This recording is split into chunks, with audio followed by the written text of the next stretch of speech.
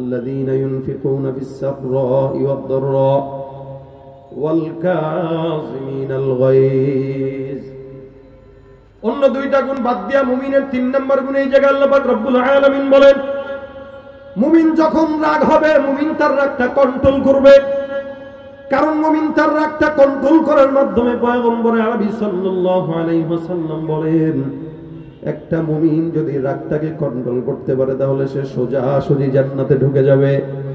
আবু হুরায়রা রাদিয়াল্লাহু তাআলা আনহু পয়গম্বরকে বলেন, ইয়া রাসূলুল্লাহ, আপনি আমাকে সামান্য কিছু পয়গম্বর নসিহত করে দেন। সাহাবী ডাক দিয়া বলে, হুজুর সামান্য নসিহত করেন। পয়গম্বর বলেন, লা তাগদাব। আবারও ডাক দিয়া বলে, হুজুর আরেকটু নসিহত করেন। পয়গম্বর বলেন, লা তাগদাব। আবারও বললেন, লা তাগদাব।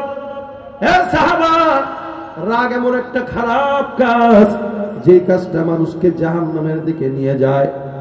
রাগটা মানুষকে জ্বালিয়ে পুড়িয়ে ভস্ম করে দেয়। যার কারণে তুমি যদি জান্নাতি হতে চাও, তোমার দিমাগ থেকে, তোমার কলব থেকে রাগটাকে দূর করে নাও। কারণ রাগটা আল্লাহর তরফ থেকে নয়, এই রাগটা সম্পূর্ণ শয়তানের তরফ থেকে আসে। তবে হ্যাঁ, রাগ যাই করা লাগবে। অন্য হাদিসে রাসূল করিম সাল্লাল্লাহু আলাইহি ওয়াসাল্লাম বলেন, মানুষ একটা মানুষের সঙ্গে রাগারাগি করবে, সেটা কার জন্য? মানুষ মহব্বত করবে কার জন্য? মানুষ ঝগড়াঝাটি, জিহাদ যা করবে, বন্ধুত্ব করবে আল্লাহর জন্য। নাফরমানি যদি কোনো বান্দা কোনো বান্দার সঙ্গে করে, ওইটা আল্লাহর জন্য। আল্লাহ পাক রব্বুল আলামিনের হাবিব বলেন, এই কারণে আল হুব্বু ফিল্লাহ ওয়াল বুগদু ফিল্লাহ, আমাদের দুনিয়ার সব মানুষের প্রতি একজন মানুষের প্রতি আরেকজনের মহব্বত আর ভালোবাসা, এই সব কিছু হবে একমাত্র কার জন্য?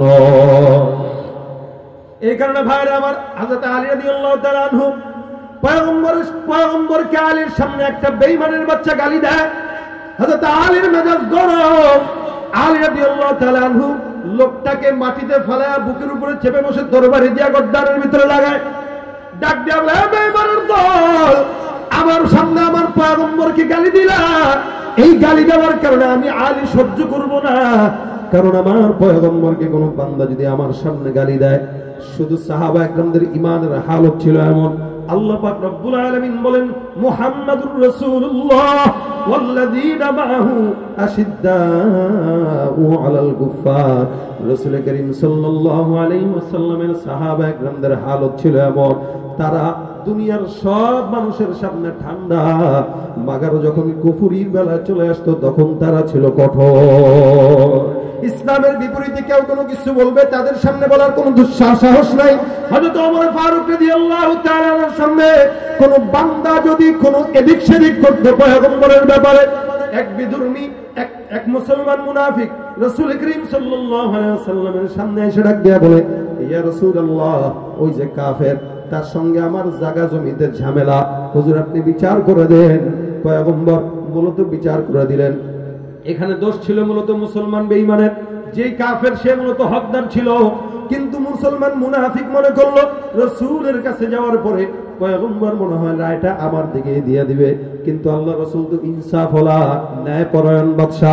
রাসূল করিম সাল্লাল্লাহু আলাইহি ওয়াসাল্লাম কাফেরের বেলায় রায় দিয়া দিলেন। মুনাফিক এবার হযরত ওমর রাদিয়াল্লাহু তাআলার কাছে চলে যায়। হযরত ওমরের কাছে যায়, ডাক দিয়া বলে, হে ওমর, আপনার কাছে বিচার পাওয়ার জন্য এখানে আসলাম। এই লোকটা আমার সঙ্গে জাগার ঝামেলা চলতেছে, আপনি দয়া করে বিচার করে দেন। হযরত ওমর ফারুক ডাক দিয়া বলে, তুমি কি এই বিচারটা অন্য কারো সঙ্গে করছো নাকি? বলে, হ্যাঁ। কার সঙ্গে? বলেন, নবীর সঙ্গে, আল্লাহর হাবিবের কাছে গিয়েছিলাম, কিন্তু রাসূলের বিচারটা আমার পছন্দ হয় নাই। আল্লাহ রাসূল কোথায় আমি মুসলমান আমার ব্যাপারে রায় দিবে সেখানে না দিয়া ওই বিধর্মীর ব্যাপারে পয়গম্বর রায় দিয়া দিলেন। হযরত ওমর ডাক দিয়া বলে, দাঁড়া, তোর রায় কোন জায়গায় দেওয়া লাগে আমি দেখাই, একটু অপেক্ষা করো, আমি ঘরের ভিতর থেকে একটু আসতেছি। হযরত ওমর ফারুক ঘরে চলে গেলেন, তরবারিটা নিয়ে আসলেন। আর কোনো কথা নাই, মুনাফিকের গর্দান দুখণ্ডিত করে দেয়। বলে, যেই মানুষের, যেই মুসলমানের, যেই বান্দার পয়গম্বর আরবি সাল্লাল্লাহু আলাইহি ওয়াসাল্লামের রায় পছন্দ হয় না, ওই বান্দার দুনিয়ার জমিনে থাকার মতো কোনো স্বাধীনতা নাই। আল্লাহর ইসলাম, পয়গম্বরের আদর্শ বাংলার জমিনে যদি কারো পছন্দ না হয়, ওই বান্দার আল্লাহর জমিনে কোনো থাকার জায়গা নাই, অধিকার নাই, ঠিক কিনা? তুমি মুসলমান, ইসলাম পছন্দ করো না, তোমার মুসলমান বলা চলে না, ঠিক কিনা? তুমি মুসলমান দাবি করো না, বাস তোমার পছন্দ হয় না, তোমাকে মুসলমান বলা চলে না, ঠিক কিনা? তুমি রমজান এলে রাখো না রোজা, দিনকে করো আঘাত, পয়সা করির নেই তো অভাব, দাও না তো যাকাত। তুমি রমজান এলে রাখো না রোজা, দিনকে করো আঘাত, পয়সা করির নেই তো অভাব, দাও না তো যাকাত। তুমি ইমানদারির বড়াই করো, নেই তোমার ঈমান, ইমানদারির বড়াই করো, নেই তোমার ঈমান। তুমি কেমন মুসলমান, তুমি কেমন মুসলমান? আছে না নাই?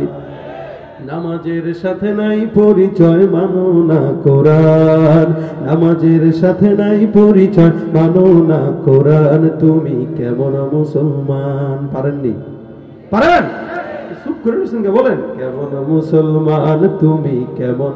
আর দেখি না সুর আছে কিনা। হ্যাঁ, কেমন মুসলমান তুমি কেমন? তুমি নবীর উম্মত দাবি করো, সুন্নাহ মানো না, নবীর অপমানে তোমার হৃদয় কাঁদে না। তুমি নবীর উম্মত দাবি করো, সুন্নাহ মানো না, নবীর অপমানে তোমার হৃদয় কাঁদে না। তুমি বিজাতীয় সংস্কৃতিতে সপেছো কোরআন, বিজাতীয় সংস্কৃতিতে সপেছো কোরআন। তুমি কেমন মুসলমান, তুমি কেমন মুসলমান? সুদের টাকায় প্রাসাদ গড়ো, ঘুষ ছাড়ো না, দিন দুঃখী না খেয়ে মরে খবর রাখো না। সুদের টাকায় প্রাসাদ গড়ো, ঘুষ ছাড়ো না, দিন দুঃখী না খেয়ে মরে খবর রাখো না। তুমি ঘুষ খেয়ে অবিচার করো, সাজিয়া প্রধান। ঢাকা শহরে সুদখোর নাই, ঘুষখোর নাই, কম না বেশি? অধিকাংশ বিল্ডিং যতগুলো আছে সব সুদের টাকা, সব ঘুষের টাকা, দুর্নীতির টাকা। আরে কথা আসতে কয়। আপনাদের এলাকায় সুদের বিল্ডিং এর অভাব আছে? লেখা দেয় অমুক ব্যাংক কর্তৃক দায়বদ্ধ, দেখে না? এই সাইনবোর্ড খুলে ফেলবেন, খুলে বলবেন তুই এটা লেখ যে এটা একটা সুদের বিল্ডিং। কি কথা বুঝেন নাই? তো ঘুরা পেঁচা খাওয়ার সে ডাইরেক্ট খান না, আমরা তো ইন্টারেস্ট খাই। ইন্টারেস্ট যেটা সুদ ওইটাই, কি ঠিক না? মুনাফা যেটা সুদ ওইটাই।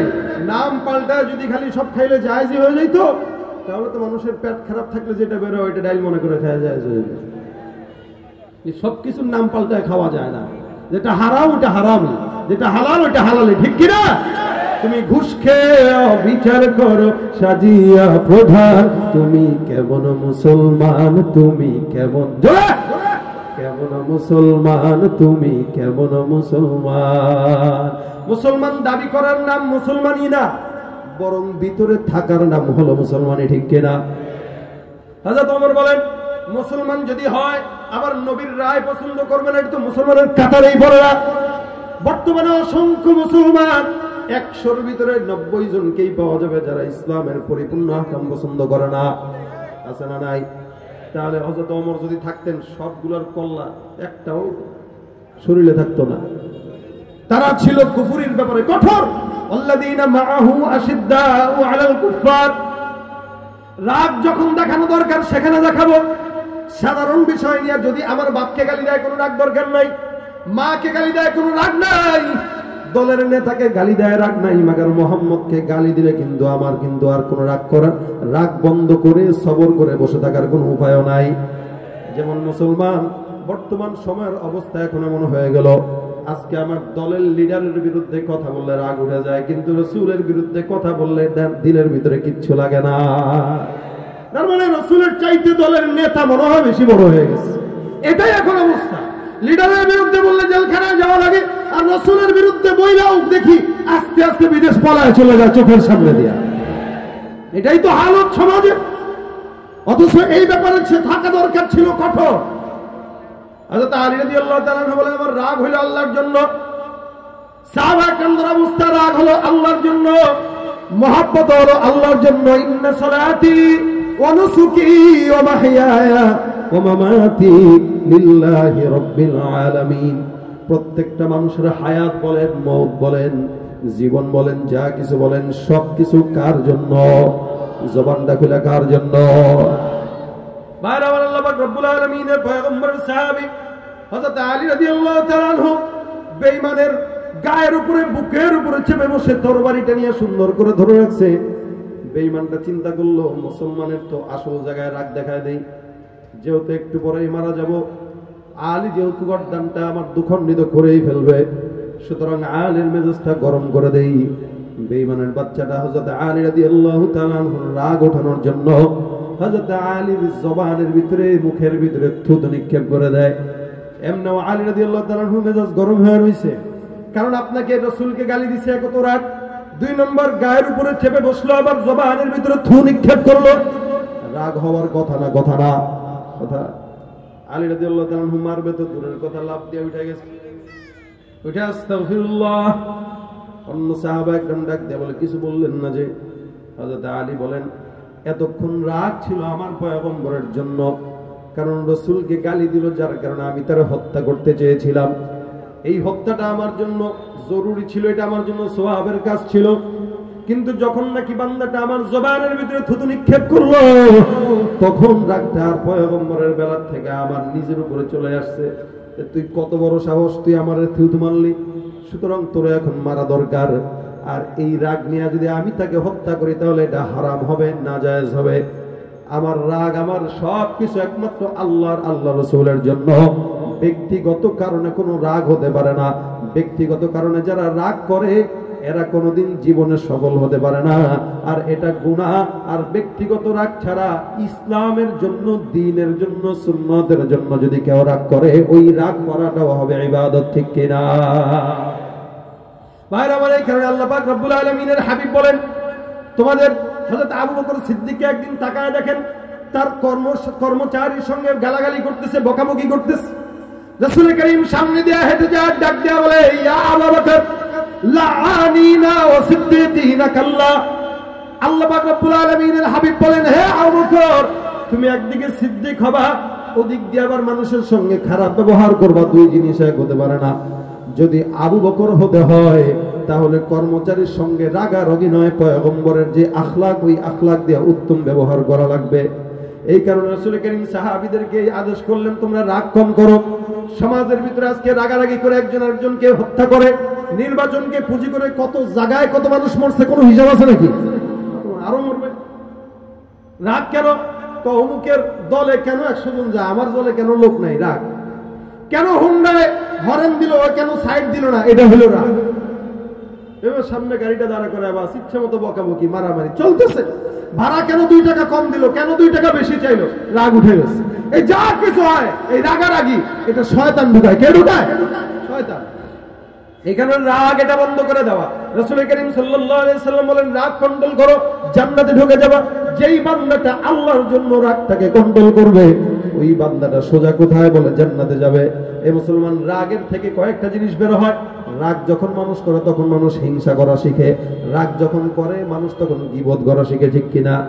মূল এটা, মূল উৎস এটা। আগে রাগ উঠে, এর ব্যাপারে রাগ উঠছে তো এখন যত গীবত আছে সব, ওরে চিনি তো, ওরে চিনি না, ও এই করছে, ও সেই করছে। 10 জনের কাছে পারলে নিজের পকেটের টাকা খরচ করে 10 মাইল দূরে যে আপনার গীবত গেয়ে আসবে। এই সব ওখান থেকে, মূল উৎস ওখান থেকে। উম্মুল আমরাজের ভিতরে যতগুলো আছে, এটা একটা অন্যতম জিনিস, এখান থেকে উদ্বুদ্ধ হয়। এই কারণে রাসূল বলেন, হিংসা, রাগ, পরনিন্দা এগুলা একই জায়গায় তো, একই থেকেই তো উদ্বুদ্ধ হয়। এই কারণে এগুলোর থেকে বান্দা বেঁচে থাকো। আমরা মনে করি জেনা করা গুনাহ, আমরা মনে করি দুর্নীতি করাই গুনাহ, আমরা মনে করি অন্য অন্য জিনিস ওগুলা গুনাহ।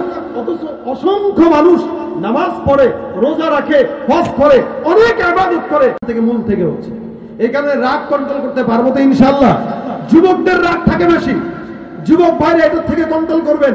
যত হিংসা, পরনিন্দা, বন্ধুত্বের ভাব নিয়ে গোপনে গোপনে হিংসার রাগ পুষে পুষে তারপরে বন্ধু বন্ধুর ক্ষতি করে, এরকম বন্ধু এই সমাজে অভাব নাই, আছে না নাই? যত প্রকার শত্রুতা সব বন্ধু সাইজা করে, অন্যের ভালো দেখা শুধু হিংসা জইলা মরে, আছে না নাই? পড়ালেখা, কর্মকাণ্ড সবকিছু বাদ দিয়া পিচ্ছি পোলায় চালায় ফেসবুক গভীর মন দিয়া।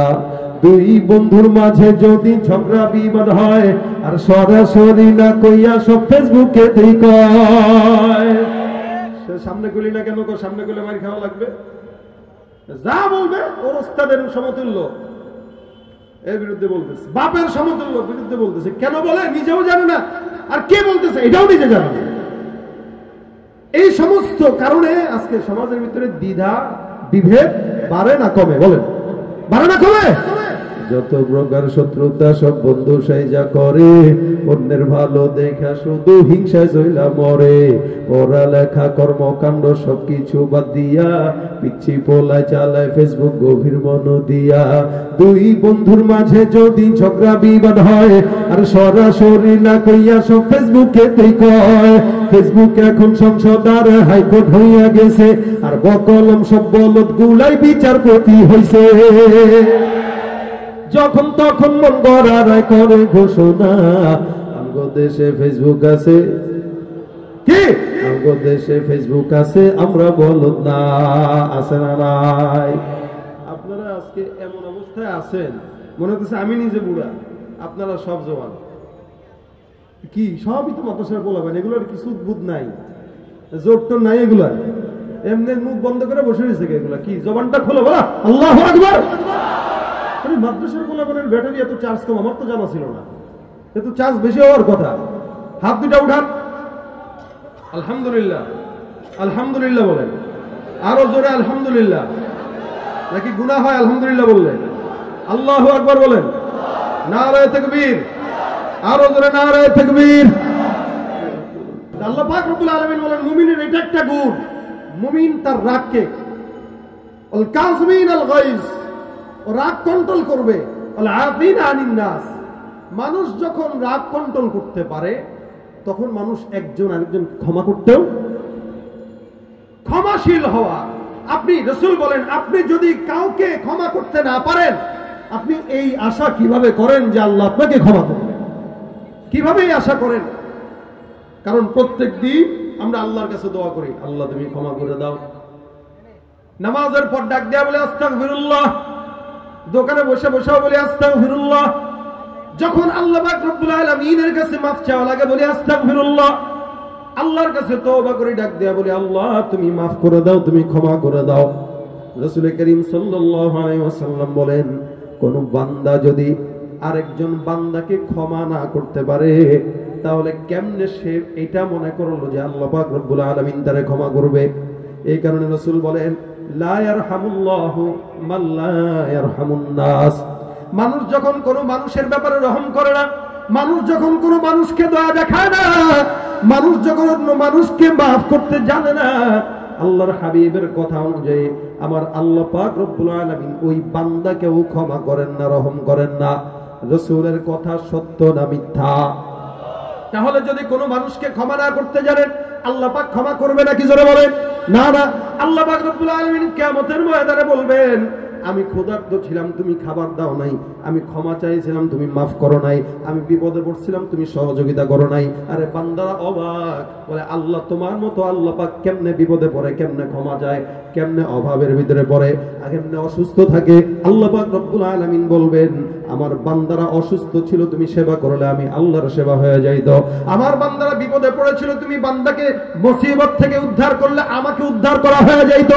এই কারণে আল্লাহ পাক রব্বুল আলামিন বলেন, ওয়া করিদুল্লাহ করদান হাসানা, আল্লাহকে করজে হাসানা দাও। এটার মানে হইল বান্দাকে করজে হাসানা দেওয়া, মানে আল্লাহকে করজে হাসানা দেওয়া। অর্থাৎ রাসূল বলেন, কোন বান্দা যদি অন্য বান্দাকে ক্ষমা করে, অটোমেটিক আল্লাহ পাক রব্বুল আলামিন ওই বান্দাকে ক্ষমা করে দিবে। এই কারণে আল্লাহ পাক বলেন, আল্লাহ আফিনা আনিন নাস আল্লাহু ইউহিব্বুল মুহসিনিন। এই সমস্ত ক্ষমাকারী বান্দা যারা, মানুষকে যারা মাফ করে দেয়, যারা অন্যের যত ভুল আছে এগুলোকে গোপন রেখে দেয়, অন্যের ভুলকে ক্ষমা করে মানুষকে বলে না, অন্য যখন অন্যায় করার পর নিজে মাফ করার গুণ রাখে, আল্লাহর হাবিব সাল্লাল্লাহু আলাইহি ওয়াসাল্লাম বলেন আল্লাহ তাকে মাফ করে দেয়। আল্লাহ পাক নিজেও কোরআনের ভিতরে বলে, আমি আল্লাহ পাক ওই বান্দা যারা মুহসিন, যারা ক্ষমাকারী, যারা আফিয়ান, যারা, আমি আল্লাহ পাক রব্বুল আলামিন সমস্ত বান্দাদেরকে মহব্বত করি। সুতরাং তুমি যদি আল্লাহ পাক রব্বুল আলামিনের ক্ষমা পেতে চাও, অবশ্যই অন্য বান্দাকে ক্ষমা করার মতো গুণ থাকা দরকার আছে না নাই? ভাইরা আমার, এই কারণে রাসূল করিম সাল্লাল্লাহু আলাইহি ওয়াসাল্লাম রাগ থেকে কন্ট্রোল হওয়ার জন্য কয়েকটা প্রেসক্রিপশন বান্দাকে দেয়া দেয়। আল্লাহর হাবিব সাল্লাল্লাহু আলাইহি ওয়াসাল্লাম বলেন, দুনিয়ার জমিনে কোন বান্দা তোমাদের যদি রাগ হয়, তোমরা একটা কাজ করবা, একটা দোয়া করবা। সেই দোয়াটা কি? আউযু বিল্লাহি মিনাশ শাইতানির রাজিম। কারণ কেউ বান্দা যদি এই দোয়াটা পড়ে, আউযু বিল্লাহ পড়ে, আল্লাহ পাক রব্বুল আলামিন তার রাগটা কন্ট্রোল করায় দিবে। 2 নাম্বার আরেকটা বিষয় রাসূল বলেন, যদি রাগ উঠে, দাঁড়ানো আসো তো সাথে সাথে বসে যাও, বসা আসো তো সাথে সাথে শুয়ে যাও। হে মুসলমান, যদি তাও না হয় ওযু করে নাও। কারণ আগুন নিভে যেরকম পানির মাধ্যমে রাগটা শয়তান থেকে আসে, তার মানে রাগটাও আগুন। এই আগুনটা নিভানোর জন্য ওযু করা জরুরি। ভাইরা আমার, আজকে সব কিছু ভুলে যান। একটা মানুষ যদি এখান থেকে এই জিনিসটা নিয়ে যেতে পারি, আজকের থেকে বাবার সাথে হুন্ডা কিনা নিয়ে কোনো রাগ করব না, আজকে থেকে অমুকের সঙ্গে কোনো রাগ করব না। অসংখ্য ঘর আছে যারা শুধুমাত্র স্বামী স্ত্রীর রাগারাগির কারণে সংসার ধ্বংস হয়ে আছে না নাই? বউ একটা কিছু বলছে সহ্য হয় না, স্বামী একটা কিছু বলছে সহ্য হয় না, কেন ভাতে লবণ বেশি হইলো সহ্য হয় না। গোলামের জি গোলাম, ভাতে লবণ বেশি হয়েছে, তরকারিতে লবণ বেশি হয়েছে, বা অমুক হয়েছে তমুক হয়েছে। বিবিও শুরু করছে 1 দিন 2 দিন 3 দিন, কয়দিন এরকম ভালো লাগে চিল্লা চিল্লি। তো প্রথমে কিছু বলে না, যেই দেখে স্বামী খালি বারবার রাগারাগি করে, এবার বিবিও শুরু করছে রাগারাগি। বাস 1 কাজ 2 কাজ 3 কাজ, অবশেষে দেখা যায় সম্পর্কই বিচ্ছিন্ন। 100-র ভিতরে আজকে অধিকাংশ সংসার ভঙ্গ হয় এই রাগারাগি এগুলোকে কেন্দ্র করে। মিলে না, স্বামীর সঙ্গে মিলে না, ও বলে এক কথা, আমি বলি এক কথা, মিলবে কেমনে? যার কারণে এই সমাজে পরকীয়ার মতো রোগ বাড়তেছে। কমে না বাড়ে? কমে না বাড়ে? বাড়ে। বিবির সঙ্গে মিল নাই, রাগারাগিতে মিল নাই, যা কিছু হয় ওইটা একটা মূল কারণ। আমরা নিজেও জানি না যে আমার রাগ বেশি। যদি বলেন আপনার তো রাগ বেশি, কয় না আমার কই রাগ, আমার তো রাগ নাই, স্বীকারও করে না। আবার যখন জায়গা মতো যায় তখন বলে আমার রাগ কতটুকু জানো, এই অবস্থা। এই কারণে এটা একটা ভালো গুণ না, এটা খারাপ গুণ। এটা কন্ট্রোল করার জন্য আল্লাহ পাক বলেছেন, রাসূল বারবার বলেছেন, লা তাগদাব, কন্ট্রোল করো, কন্ট্রোল করো। রাগ যার কন্ট্রোল, মান তাওয়াযা লিল্লাহ রাফাআহুল্লাহ। আল্লাহর জন্য বিনয় হন, আল্লাহ পাক সম্মান বাড়ায় দিবে ইনশাআল্লাহ। আল্লাহ পাক আমাদের সকলকে এই রাগটাকে কন্ট্রোল করার মতো ধৈর্য, সবর দান করুক, বলেন আমিন। আল্লাহ পাক আমাদেরকে আমল করার তৌফিক